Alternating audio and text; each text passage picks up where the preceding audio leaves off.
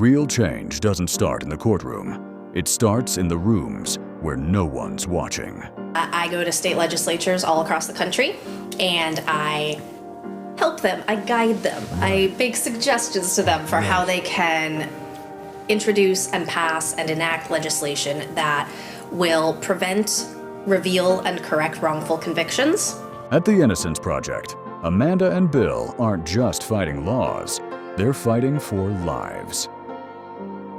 Is this something that we all want to do? Because everything we work on is hard. Right. We don't work on easy stuff. Right. We're making sure that those voices are heard, that we're, amplifying and lifting them, and to make sure that they're the people that are really driving this change. Right. It's never as powerful as when it is driven by a community themselves. Right, and so coming together, supporting one another, sharing experiences, finding out, what the commonalities are, what problems everyone has experienced. Right. That's the real heart and soul of this work. You guys humanized an issue that and made it personal. In a world of politics and policies, it's humanity that pushes the pen. Every big bill that I've ever worked on in my life was people-driven. The best meeting of the day is always when someone comes to tell you their story. And when you're not hearing talking points, but you're connecting with an actual person. Behind every law, there's a story. And behind every story, there's a fight for justice.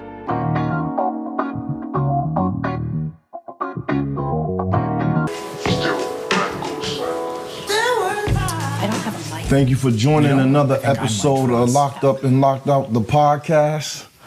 I have two distinct, very important guests, Amanda and Bill.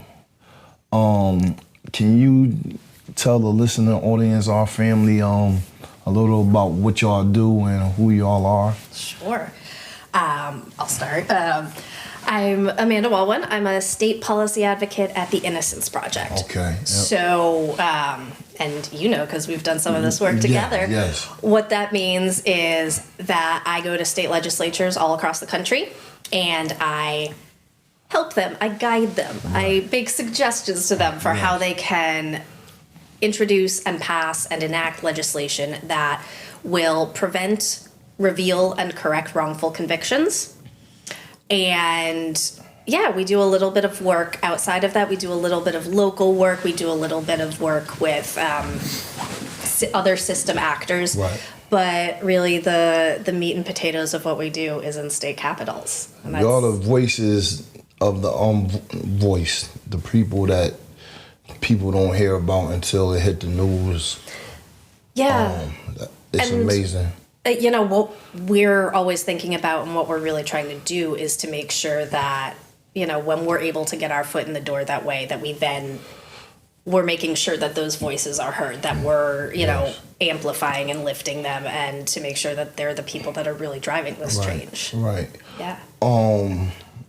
Bill, and you're based here in Connecticut. Yeah, so I am a Hartford, Connecticut-based lobbyist. Right. I work for Gallo and Robinson, which is we're one of the I would say we're one of the premier lobbying firms in Connecticut. Okay. We are a socially progressive white hat lobbying firm. We don't take on any businesses. Okay. We only take on clients where their mission is something we believe in as a team. Right. When every time we take on a new client, we basically talk around in a circle and we take a big vote. Is this something that we all want to do? Because everything we work on is hard. Right. We don't work on easy stuff. Right. Our founder Betty Gallo started this firm in the 70s, and her first client was the ACLU of Connecticut. Okay. And everything that they worked on was related to criminal legal reform.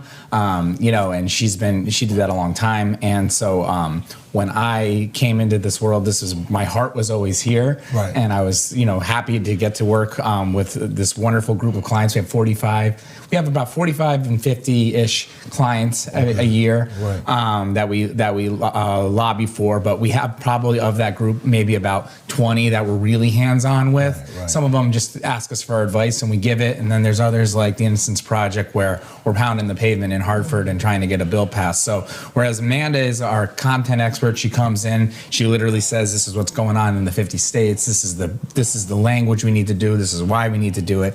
And Amanda brings in all these experts nationally to talk about the bill. Right. I know the building and everybody in it. Right. So, I tell Amanda, here's the key legislators that we got to meet with on the committees. Here's the leadership. Here's how we actually get a bill done, because roughly only about 4% of the bills introduced every year in the legislature actually pass. Wow. And so to see one pass, it's amazing. Right. To have like, a couple more, like, 5 to 7 a year, even more incredible. Right. So it's been an honor to get to do this work and to meet folks like you and to make this stuff even more real. So, like, for me, what was amazing to see you guys at work, like, people really have no clue when it comes to the mechanics of what's going on behind the scenes. Mm-hmm. Many times people, first thing is nobody cares. You were a breath of fresh air, both of you guys. The work that y'all do is so important, and the level of care that you have going into the work is even more special. People oftentimes say, the lobbyists, they're full of crap. You know what I'm saying? You know the stories. The lobbyists. Yeah. But to meet you guys and experience the level of delicacy that y'all straddle with dealing with lobbyists and the people that you have to talk to each and every day. And then for me, talking to certain lobbyists, it was like, he's a hard at, but in a most respectful way. And then realize at the end of the day, some just don't know. Mm-hmm. They just don't know until you guys lay it out for them. Legislators.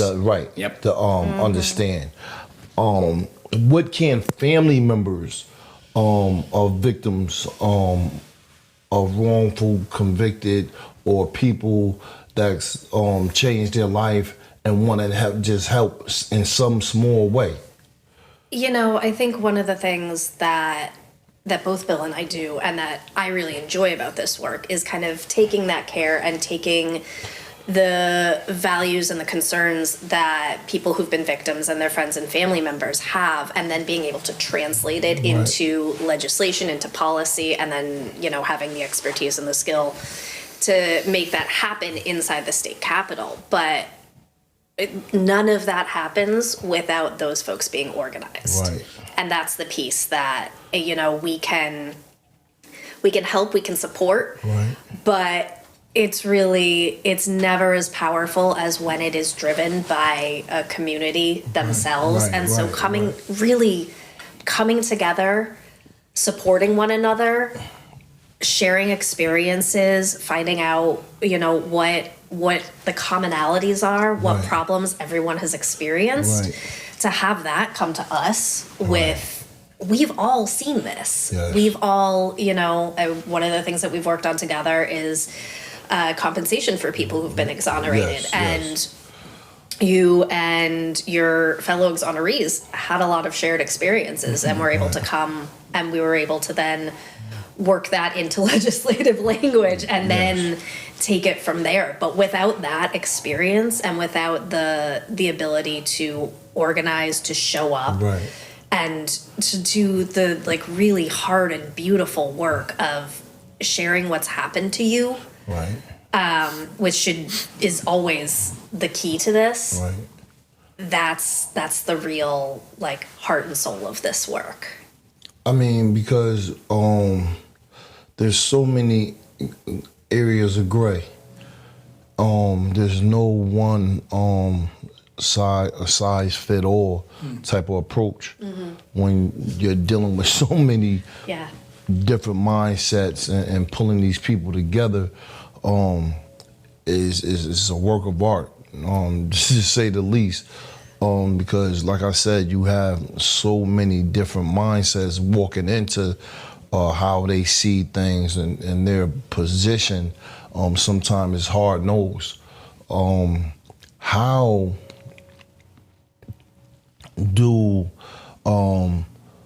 are y'all received from the legislators' part?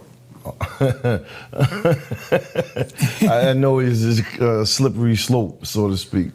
Well, I would say that legislators, what a lot of people don't know, right, is that you walked into a hearing on the day of your bill, which a lot of work got in to get us to a public hearing, right? And you're there with the straight objective that, this bill is the most important bill to me, right? And I want you to then make it the most important bill to you. And they're like, well, that's nice, Adam. And I got 25 other bills that I'm hearing today, and I got behind you a couple hundred people that want me to think that their bill is the most important bill. And so legislators are kind of constantly always juggling importance, right? What is the most important? And so I don't think, it's not that they don't care, and it's not that they're not apathetic, but what they're trying to figure out is, in the limited time that we have to get something done with limited resources, what's the most important, what's worth our effort, right? And I would say that something that you did, and that everybody, the exonerees that came, Vernon came, and Stephen Morant testified, you had a bunch of really good guys, is you guys humanized an issue and made it personal, right? And there's so many people that come into the Capitol that want to do big things, but they'll say, this is the most important policy thing that I have to do, and I work for an organization that thinks it's right. And everybody will be like, well, that's nice, right? The it factor is the fact that you guys showed up, and Amanda said, this is the most important policy thing that I have to do. And I got a team of guys behind me who want to talk, who I want you to walk in their shoes, and I want you to hear their story, and they're going to tell you why it's the most important bill. And that really changes things in the legislature. Every big bill that I've ever worked on in my life was people-driven. It was always helpful to have someone like Amanda from the Innocence Project kind of corral, have a vision about how we do things, but at the end of the day, to make that hard vote, to waste the time on a debate, to spend money on something, for the state to expend money, it's because people who are impacted came forward. And so, at least for me as a lobbyist, my role has always been to supplement that. We never replace, right? I can't replace Amanda's expertise. I certainly can't replace yours. But if I can get you to stand next to me at a few key times during session and put you in front of a few key people, and they're like, hey, Bill, that guy Adam, he had a real story. I'm like, yeah. And he's like, I think I got to go vote for that bill now. And I'm like, yes, you do. Right. Yeah. And, I came to the Innocence Project from over a decade of experience as a legislative staffer. And, everything Bill said is entirely it. And it's also that you do spend a lot of time being lobbied by people on behalf of organizations and contract lobbyists and all sorts of people. And the best meeting of the day is always when someone comes to tell you their story. And when you're not hearing talking points, but you're connecting with an actual person. It's not, that won't always maybe push an issue over the edge. In and of itself, but it sticks with you. And it's the kind of thing that can grow from, we will co-sponsor this bill, and also let's catch up afterwards. What else needs to happen? This is actually, you, in your story, you named a few things that seem to be a problem. So that piece is, I think for me, was always the most fun, because it was the part where something unexpected could grow. So what's your senses, since you be all around the country, as far as society allowing people to reemerge from coming out of prison that's been wrongly convicted or just went down the wrong avenue as a youth? I'll say that I think everybody who's living in this country right now knows that it is a tough time for those of us who are working on criminal legal system reform issues. The landscape is tough. But the one space where there does seem to be a little bit of give and a little bit of opening is on those kind of reentry issues on the idea of how do we bring people back in wrongfully convicted or not? And how do we set people up for success afterwards? That's an argument that can really play broadly across the political spectrum. And it makes it a lot easier to talk to folks who might otherwise feel a little nervous about wading into these waters. It can really be an entry point to understand that, there are people who were wrongfully convicted or rightfully convicted, who, were not actually innocent, but served their time and are coming out.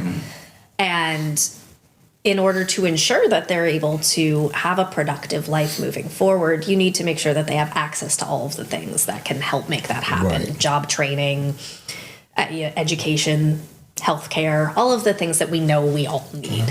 Right. I mean, it saddens me to be one of them people that experienced just being hurled into society after so many years of being out of society. The trauma. If I wasn't a person who really believed in seeking mental health experts to unlayer things that you may not even think was a problem, and then deal with just the re-merging yourself with society, because it's a lot going on in society. It's not a pause and restart type thing. You have to be in the here and now.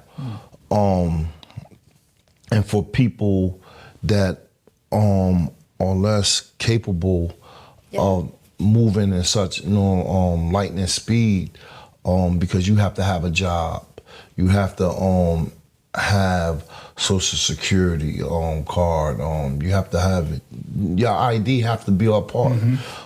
So not having these things upon re-submerging yourself in society is a hurdle in itself. These things should be fast-tracked.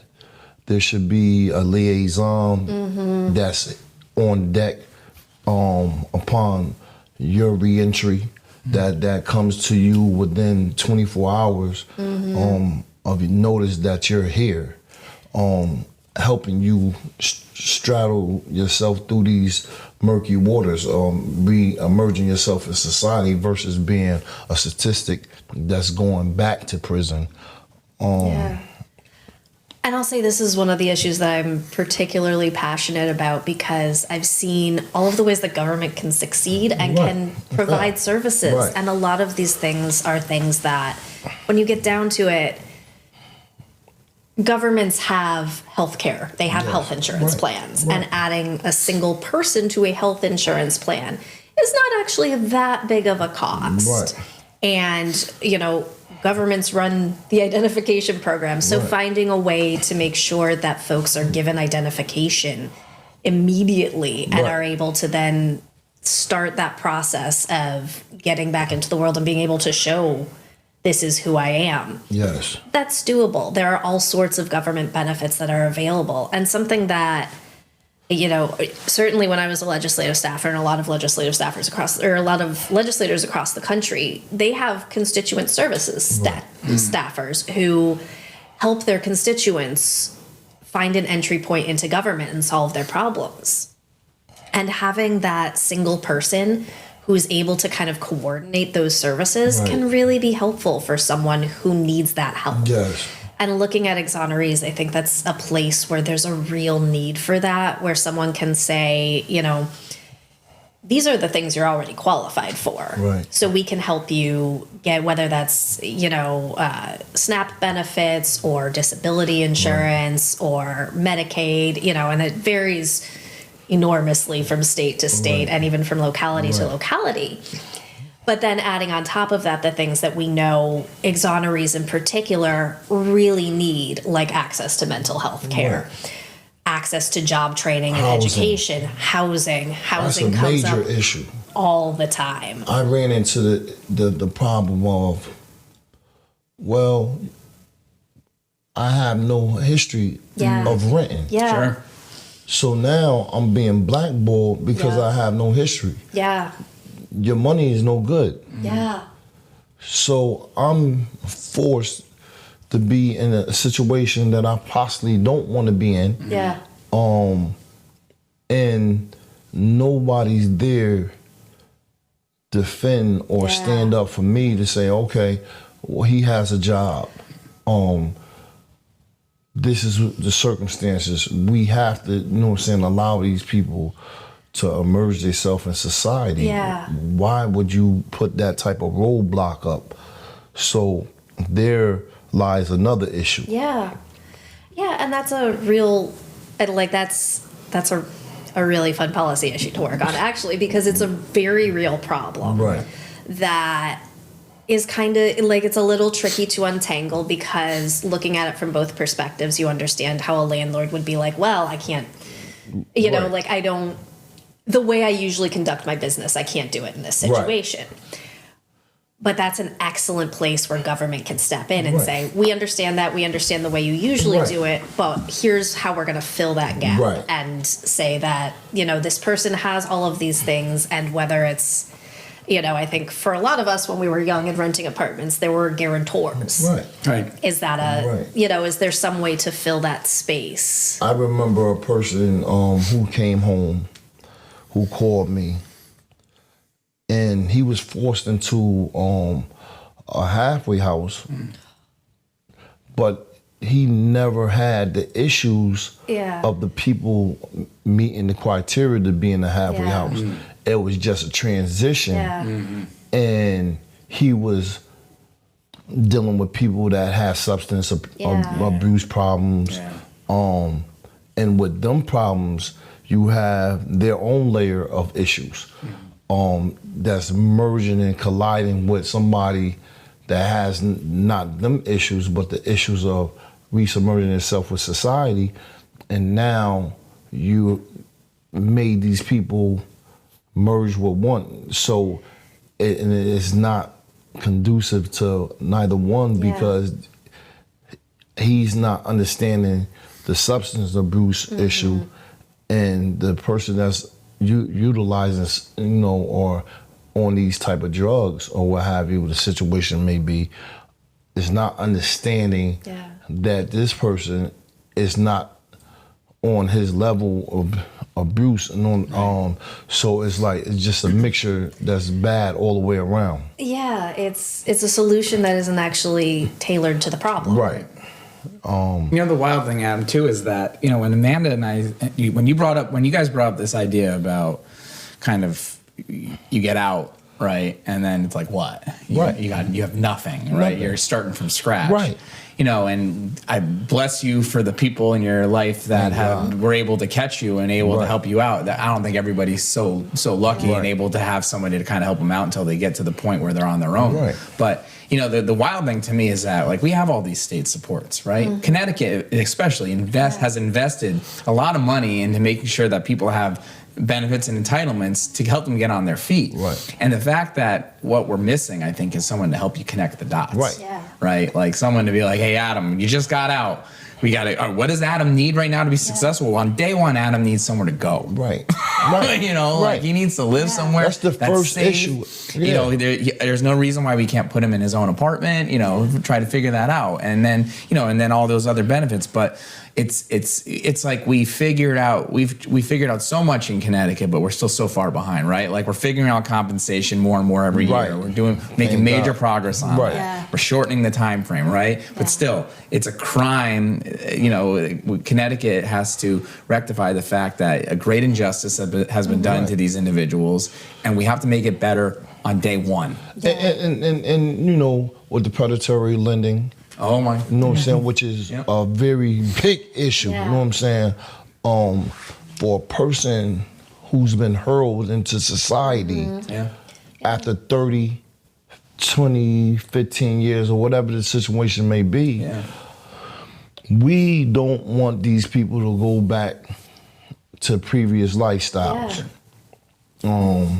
Or just give them the hand up that they deserve after experiencing such a traumatic situation. Sure. And then it doesn't help having people in a position who don't understand what the next person is going through. I tried, to express as plainly as possible that having somebody that's actually walked through that fire and dealing with these people as they come home adds another layer of care. I understand what's going on. If I'm saying that this is the situation, this is the situation because can't nobody speak to it as I can. And it gives the person who's coming home a layer of ease because they understand now you were once like me. And I don't expect anything other than a truthful hand of somebody that has dealt with that pain. So I'm coming with a certain ease and urgency, you know what I'm saying, to help facilitate and get this clearly across to who it needs to be in the hands of, to make sure that you don't fall through the cracks and you're taken care of day one. And I think one of the things I've seen across the country that's really lovely and really beautiful is the way the exoneree community does that informally. There really is a lot of outreach. There's a lot of coming together and checking in on folks, supporting in whatever way is possible. And I think, and particularly since we are in Connecticut, and this is a Connecticut podcast, I will say that, compared to the country, Connecticut is really has been a leader on a lot of these things.